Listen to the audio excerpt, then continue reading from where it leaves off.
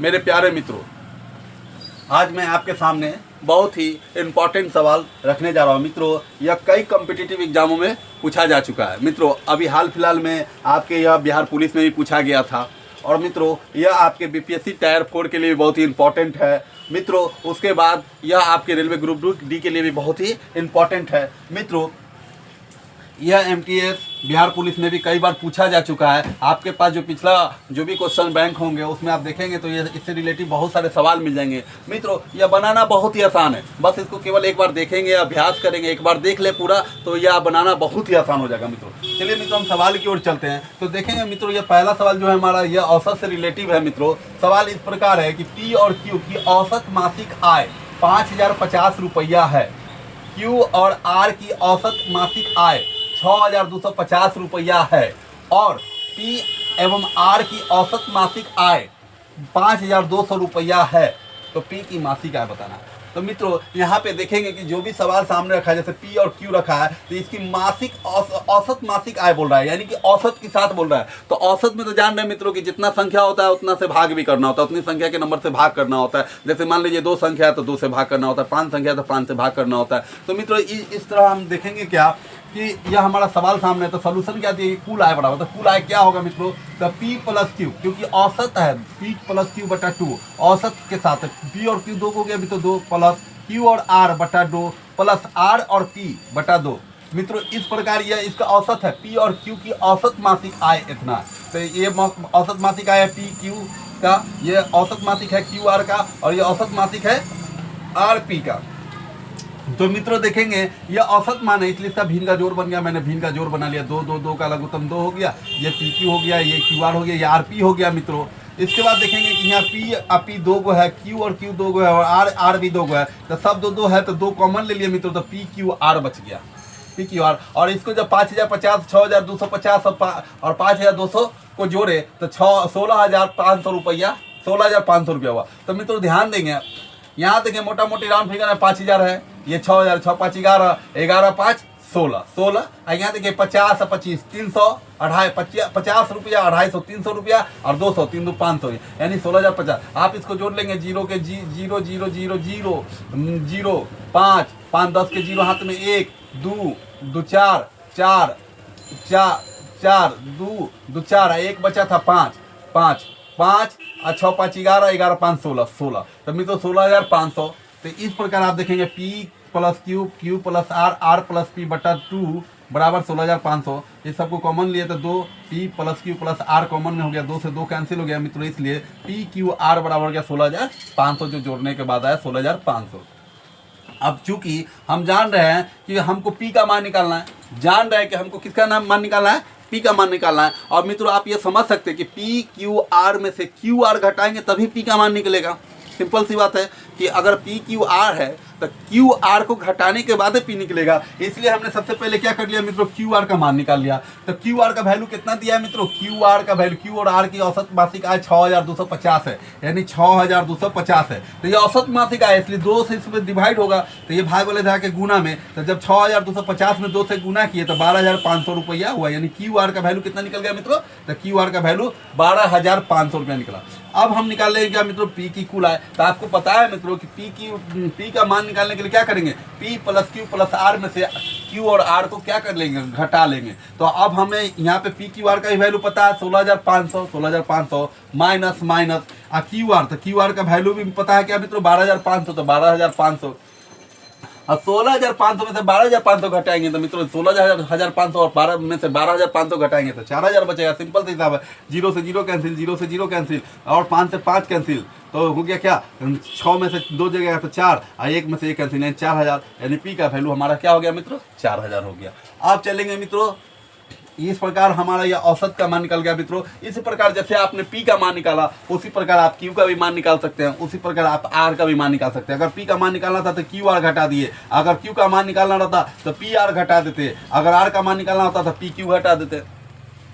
सबका औसत वाला मान निकाल लेते कि क्या क्या निकलेगा और उसके बाद उसको घटा लेते। हमको पी का मान निकाला था, इसको आप शॉर्ट ट्रिक में भी बना सकते हैं, लेकिन अभी मैंने इसको लॉन्ग टर्म में आपको बताया है मित्रों। इससे रिलेटिव बहुत सारा सवाल हम बताएंगे, 1 2 सवाल नहीं बताएंगे, कई सवाल बताएंगे मित्रों, आप केवल ध्यान से देखेंगे मित्रों। नेक्स्ट सवाल क्या है, नेक्स्ट सवाल क्या है कि 5% साधारण ब्याज की प्रति वर्ष की दर से। तो यानी 5% के साधारण ब्याज प्रति वर्ष की दर से, यानी प्रति यानी प्रत्येक वर्ष, प्रत्येक साल ना, प्रति वर्ष की दर से। दर यानी क्या, जितना परसेंटेज लेगा उतना, जैसे 5%, 10%, 15%, साहूकार कितना परसेंटेज लेगा प्रति साल, प्रत्येक साल, प्रत्येक वर्ष, यानी वार्षिक दर से निवेश की गई है, नई राशि को निवेश की गई है। और राशि कितना ये नहीं बताया गया मित्रों, है ना। 5% साधारण ब्याज की प्रति वर्ष की दर से निवेश की गई राशि को उसके मूल्य में 50% की वृद्धि करने में कितना समय लगेगा। अब मित्रों मूल्य में 50% की वृद्धि, तो 50% की वृद्धि क्या होता है मित्रों, 50% करने का क्या मतलब होता है। 50% करने का मतलब ये हो गया कि 100 रुपया है तो उसका 50% वृद्धि हो गया, यानी कि 150 रुपया हो गया, यानी 50 रुपया का प्रॉफिट हो गया। आपके पास 100 रुपया था, 50% मुनाफा कमाए, तो 50% मुनाफा कमाने का क्या मतलब होता है कि जितना है उसका एकदम अधिक आप मुनाफा कमा लिए। अगर 100% बोलता तो 100 में 100 का कमा लिए, लेकिन यहाँ तो 100 रुपया में 50% अधिक कमाया था, यानी कि 100 का 50 रुपया क्या हो गया, 100 रुपया में 50 रुपया क्या हो गया, 50 रुपया उसका प्रॉफिट हो जाएगा। 50% की बात बोला तो 50% यानी 50 रुपया उसका क्या हो गया, लाभ हो जाएगा मित्रों।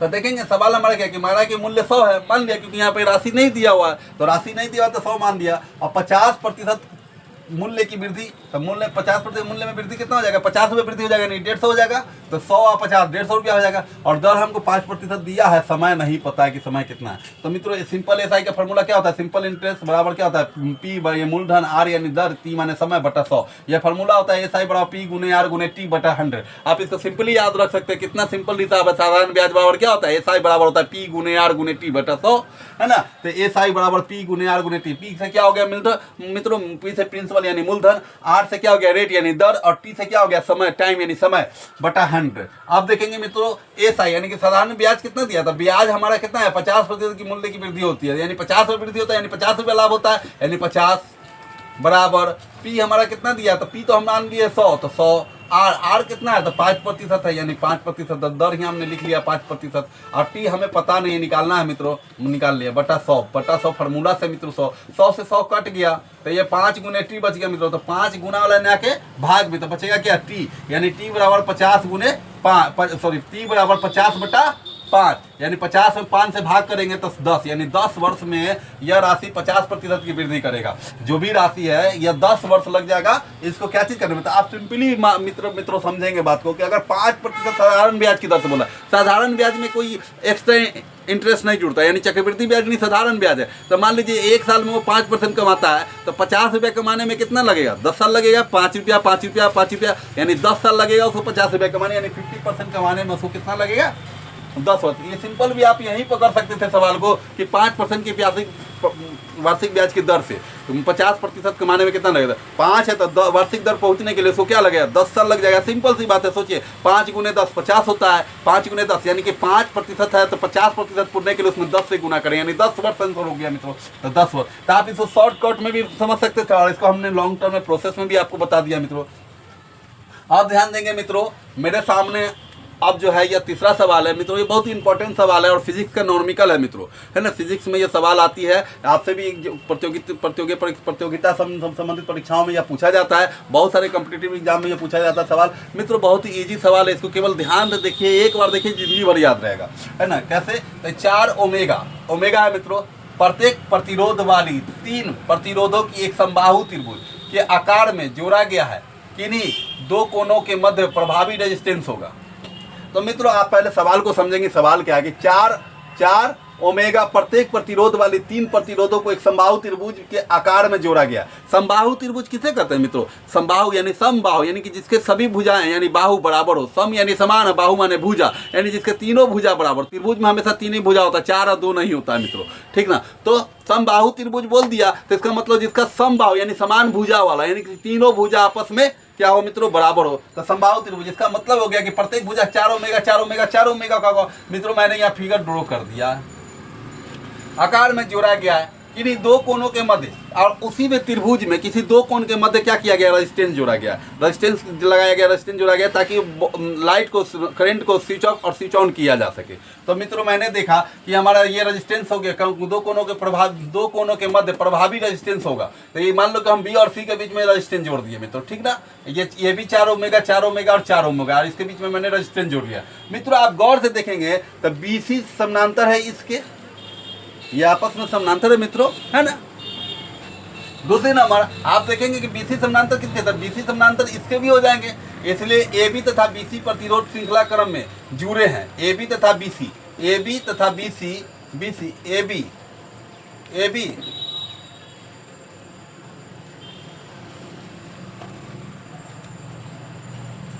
AB BC तथा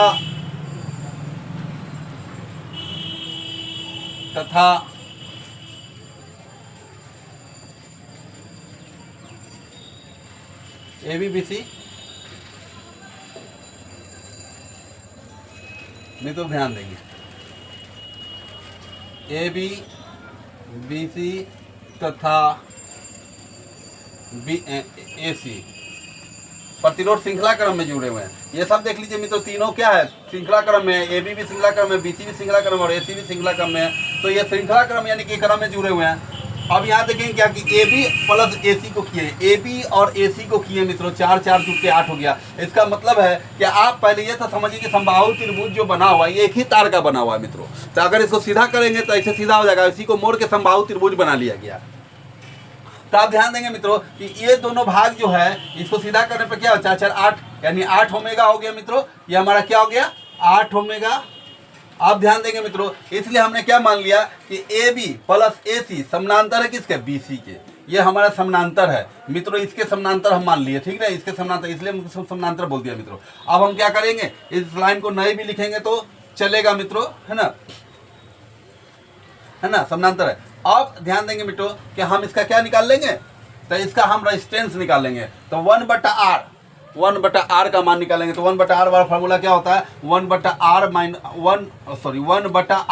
प्लस 1/R2। तो R1 का वैल्यू क्या है मित्रों, तो R1 का वैल्यू हमारा 4 है, तो 1/4 हो गया। R2 का वैल्यू कितना है, तो ये जो दोनों को जोड़ने पर वो मेरा R2 है, यानी हमारा क्या मित्रों, R2 है। ये क्या है, मेरा R2 है, यानी कि यह हमारा R2 हो गया। आज दोनों को जब भिन्न का जोड़ बनाया मित्रों तो क्या हो गया, 8 में से 4 और 8 का लघुत्तम 8 हो गया। 8 में से 4 से 8 में भाग करेंगे 2 बार में, और 2 से 1 में गुना करेंगे 2 प्लस 1। 8 में 8 से भाग करेंगे 1 बार में, 1 से 1 में गुना करेंगे, यानी 3/8, यानी 1/R बराबर 3/8 हो गया मित्रों।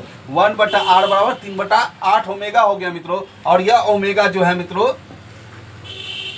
यह ओमेगा जब इस R को जब पलटी मारेंगे तो यह मान भी पलट जाएगा मित्रों। तो ये 1/R बराबर 3/8 ओमेगा है मित्रों, है ना। और जब इस R को बदलेंगे तो यह भी मान बदल जाएगा, यानी कि यह 8/3 ओमेगा आंसर हो जाएगा मित्रों, क्या आंसर। तो ध्यान देंगे मित्रों, इसको समझेंगे और अच्छा से समझ करके सवाल को बनाएंगे। धन्यवाद मित्रों।